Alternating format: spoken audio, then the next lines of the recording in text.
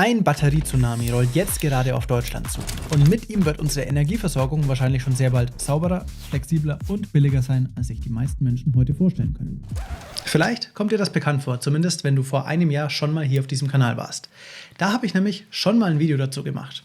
Mittlerweile ist einiges passiert und genau deswegen schauen wir uns jetzt nochmal zusammen an, was sich in der Zwischenzeit getan hat.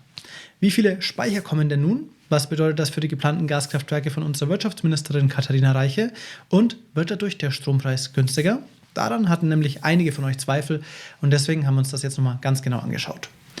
Um Informationen für euch aus erster Hand zu bekommen, haben wir die 4 Übertragungsnetzbetreiber angeschrieben und zu dem Thema befragt. Außerdem noch Stefan Jessenberger vom Verein Energiewende Erlangen-Höchstadt und den Bundesverband Solarwirtschaft e.V. Zu den Antworten kommen wir gleich. Aber erstmal, wo stehen wir denn jetzt gerade? Auch wenn man es nicht so offensichtlich sehen kann wie in einem neuen Windpark oder PV-Anlagen, wenn man sich die Zahlen genau anschaut, wird schnell klar, Deutschland erlebt jetzt gerade einen beispiellosen Batteriespeicherboom.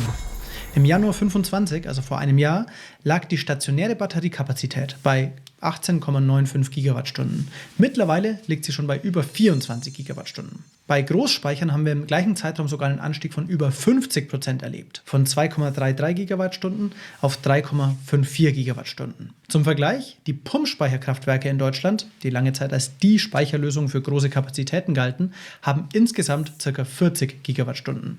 Die Batteriespeicher holen also gerade tatsächlich kräftig auf. Und gerade das ist auch notwendig. Wind- und Solarenergie werden aktuell massiv ausgebaut. Aber diese Energiequellen haben bekanntlich ein Problem. Sie sind volatil. Die Sonne scheint nicht immer, der Wind weht nicht durchgehend. Der ein oder andere Energiewendegegner will das jetzt als Gegenargument aufführen. Dabei war das eigentlich immer klar, oder?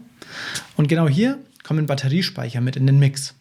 Die können nämlich überschüssigen Strom aufnehmen, wenn mal zu viel Wind und Sonne da ist, und später wieder abgeben, wenn er dann gebraucht wird. Eine Batterie halt. Besonders beeindruckend, und ich glaube, das haben ganz wenige auf dem Schirm, Heimspeicher machen 80% davon aus. Sie haben sich in der Kapazität in nur 4 Jahren fast versiebenfacht. Das seid ihr da draußen. Ich weiß das aus euren Kommentaren. Ist das nicht total krass? So eine stille Revolution aus dem Haustechnikraum? Bleibt nur die Frage, wenn Heimspeicher so schnell wachsen, warum tun sich Großspeicher so schwer? Und hier wird es spannend und auch irgendwie ein bisschen frustrierend. Denn während die Technologie bereitsteht, InvestorInnen Schlange stehen, gibt es ein massives Problem: Netzanschlüsse. Die Zahlen sind ernüchternd. Der Bundesverband Solarwirtschaft hat im Juli 2025 eine Erhebung zum Anteil der von Unternehmen geplanten Großbatteriespeicher gemacht. Von den 100 Projekten haben nur 37% der Anfragen für Photovoltaik plus Speicher eine Zusage für einen Netzanschluss vor 2028 bekommen. Bei reinen Batteriespeichern sind es sogar nur 21%. Aber warum? Das haben wir den Bundesverband Solarwirtschaft gefragt. Die Antwort ist ziemlich unbefriedigend: das sogenannte Windhund-Prinzip. First come, first served. Der Übertragungsnetzbetreiber TenneT beschreibt es so: Es entscheidet einzig, wer als erstes die vollständigen Unterlagen einreicht. Weder zielführend noch zukunftsfähig. Dabei wird kein Unterschied gemacht, ob der Speicher jetzt netzdienlich ist oder nur auf Marktpreise spekuliert. Es gibt nämlich 3 Typen von Batteriespeichern. Netzbelastende Speicher. Diese werden rein nach Marktpreisen betrieben und können das Netz sogar zusätzlich belasten. Diese Speicher werden nämlich rein wirtschaftlich gesteuert. Das heißt, bei niedrigen Strompreisen laden sie und bei teuren Strompreisen entladen sie. Jetzt könnte man sagen, ja gut, niedriger Strompreis heißt doch, dass wir zu viel Strom im Netz haben. Wäre doch dementsprechend netzdienlich, wenn ich den dann einkaufe. Und das ist nicht ganz falsch. Allerdings ignoriert es die Netzbedingungen vor Ort. Denn es kann schon sein, dass wir deutschlandweit einen Stromüberschuss haben, weil zum Beispiel an der Nordsee wahnsinnig viel Wind weht. Wir aber in Süddeutschland, wo mein Speicher jetzt in diesem Beispiel steht, nicht so viel Strom haben und die Leitung, die den Strom transportiert, die ist schon überlastet. Und dann kann mein Speicher mit dem Laden sogar netzbelastend sein und folglich den Netzausbaubedarf sogar erhöhen. Dann gibt es netzneutrale Speicher, die haben keinen großen Effekt auf Netzengpässe oder Ausbau, und netzdienliche Speicher. Diese werden gezielt so eingesetzt, um das Netz vor allem lokal zu stabilisieren und den Netzausbaubedarf sogar zu reduzieren. Das Doofe: Alle 3 Typen werden durch das Windhund-Verfahren gleich behandelt. Ein Speicher, der nur Geld verdienen will, steht also in der Schlange genauso wie der dem Netz wirklich hilft. Viele ExpertInnen halten das für nicht so sinnvoll. Und 85% der befragten Unternehmen finden die aktuellen Netzanschlussverfahren problematisch. Der Bundesverband Solarwirtschaft fordert daher dringende Reformen. Das Wilde daran ist, wir haben einen riesigen Bedarf und riesige Nachfrage, aber das beides trifft auf Engpässe im Genehmigungsprozess. Aktuell liegen Netzanschlussanträge für Batteriespeicher mit über 720 Gigawatt Gesamtleistung vor. Zugesagt wurde bisher der Anschluss von mindestens 78 Gigawatt. Die 4 Übertragungsnetzbetreiber warnen gemeinsam. Ohne ein politisches Gegensteuern sorgt der aktuelle Regierungsrahmen mit dem Windhundprinzip dafür, dass in den nächsten 10 Jahren vielerorts weder neue Industriegebiete noch Rechenzentren oder Gaskraftwerke angeschlossen werden können. Aber selbst wenn du in der Warteschlange vorne stehst, heißt das dann, du bekommst den Anschluss? Leider nein, denn das nächste Problem lauert schon: fehlende Netzkapazität. Das Stromnetz in Deutschland ist an vielen Stellen einfach voll, also ausgelastet. Der Ausbau von Wind- und Solaranlagen geht deutlich schneller als der Netzausbau. Das bedeutet, es gibt schlichtweg nicht genug freie Anschlusspunkte für all die neuen Speicher. Und was passiert dann? Viele Unternehmen bekommen eine Absage. Selbst wenn ihr Projekt sinnvoll wäre, selbst wenn es netzdienlich wäre, wenn kein Platz am Netz ist, ist da halt kein Platz. Der BSW Solar fordert deswegen ein Recht auf Überbauung von Netzanschlusspunkten. Das würde bedeuten, mehrere Projekte, zum Beispiel eine Solaranlage und ein Speicher, könnten sich dann einen Netzanschlusspunkt teilen. Das Netz würde einfach effizienter genutzt werden. Allerdings hapert es auch hier an der Umsetzung. Das Stromspitzengesetz von Februar 2024 hat diese Möglichkeit theoretisch geschaffen, aber viele Netzbetreiber bieten nur unattraktive statische Lösungen an, weil sie mit der rechtlichen Umsetzung immer noch Probleme haben. Aber es gibt positive Signale. Die Bundesregierung hat die Anpassung der Kraftwerksnetzanschlussverordnung beschlossen. Damit sind Energiespeicheranlagen nicht mehr Teil davon und somit raus aus dem Windhundverfahren. Wie sich das dann in den kommenden Monaten auswirkt, wird sich je nach Projekt zeigen und ich bin tatsächlich ziemlich gespannt darauf. Und sogar schon vor dieser positiven Meldung rechnete der Bundesverband Solarwirtschaft in den kommenden 2 Jahren mit einer Verfünffachung der installierten Großspeicherkapazität. 2/3 der geplanten 10,4 Gigawattstunden sollen sogar schon vor Januar 2027 realisiert werden, also noch dieses Jahr. Anfang November war in Straßfurt-Förderstedt übrigens der Spatenstich für den derzeit größten Batteriespeicher Deutschlands. Mit einer Leistung von 300 Megawatt und einer Speicherkapazität von über 700 Megawattstunden. Damit allein könnte man eine mittelgroße deutsche Stadt für den kompletten Tag mit Strom versorgen. Was heißt das Ganze eigentlich für die geplanten Gaskraftwerke, über die unsere Wirtschaftsministerin so gern spricht? Gaskraftwerk.